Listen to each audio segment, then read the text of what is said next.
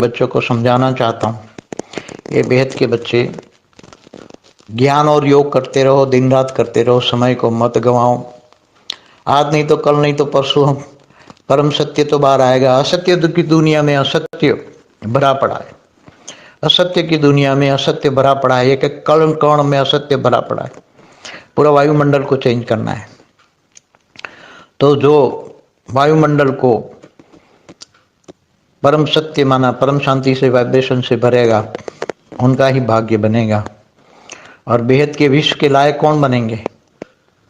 क्या भावनाओं में आने वाले बेहद के विश्व के मालिक नहीं बन सकते?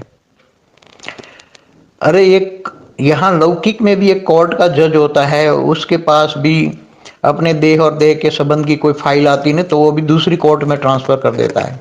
लॉ नहीं है कि भाई तुम देह और देह के संबंधों को जजमेंट करने में जरा भी बुद्धि में ना आए, ऐसा नहीं हो सकता। तो जब एक यहाँ कोर्ट में भी देह और देह के संबंध कोई जज नहीं दे सकता है, उसकी फाइल ही ट्रांसफर की जाती है, देह और देह के संबंधों की फाइलें ट्रांसफर की जाती है, वो जज खुद ही ट्रांसफर कर देता है। और तो यहाँ तो तुम्हें खुद का जजमेंट करना है, खुद के जज बनो। मैं ज्ञान, पहला सब्जेक्ट ज्ञान कितना समझ में आता है। नहीं तो माया बाहर बैठी हुई है, कोई ना कोई रूप में माया आ जाती है, कोई ना कोई रूप में माया आ जाती है। कितना समय हम अपनी ड्यूटी करते हैं, विश्व परिवर्तन के कार्य में हम लगे हैं, और कितना समय हम फालतू में वेस्ट कर लेते हैं। अभी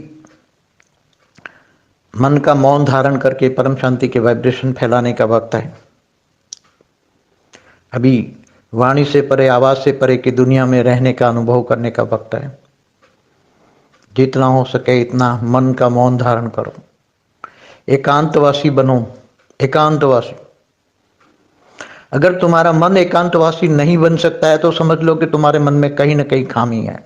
मन इधर इधर भटकता रहा तो समझ लो अंतिम समय में तो सबका जजमेंट एक साथ में होना है। मन जहां भटकता है कि मतलब मन के अंदर एकांत में रहने की शक्ति नहीं है। मन एकांत रहना चाहिए। मन को कहीं भी इधर उधर मत भटकने दो, नहीं तो मन तुम्हारा पतन का कारण बनेगा। समय आने पर मन तुम्हें धोखा देगा। इसके मन को परमात्मा में लगाओ। मन को एक बाप, दूसरा में कोई में लगाओ। एक बाप के अलावा किसी को याद करने का नहीं है। अगर बाप के अलावा किसी को भी याद किया तो वो समय तुम्हारा वेस्ट हो जाएगा। इसलिए अंतर्मुखी बनो। हमेशा कहता हूं, अंतर्मुखी सदा सुखी और बहिर्मुखी सदा दुखी।